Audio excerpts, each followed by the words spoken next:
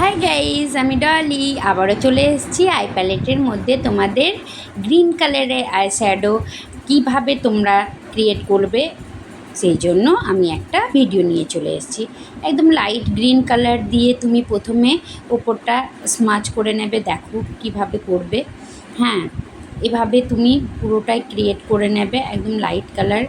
হয়তো আইশ্যাডো প্যালেটটা এখান দিয়ে পুরো প্রপার কালারটা না বোঝাতে যেতে পারে, কিন্তু আইশ্যাডোটা করার সময় দেখবে তোমরা খুব সুন্দর বোঝা যাবে। দেখো এভাবে দুটো কালার মিক্স করে একটু ডিপ করব।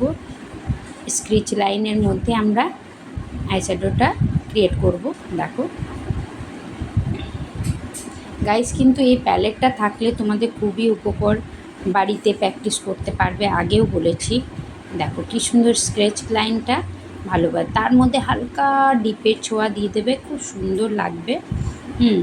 আমি একটু বটল গ্রিন দিয়ে দিয়েছিলাম। আর তারপর দেখো একদম সামনের দিকে কর্নারে, একদম সামনের দিকে দেখো লাইট গ্রিন কালার, তারপর দুটো কালার মিক্স করে। হয়তো এখানটায় খুব একটা বোঝা যাচ্ছে না, কিন্তু রিয়েলি দারুণ লাগছিলো।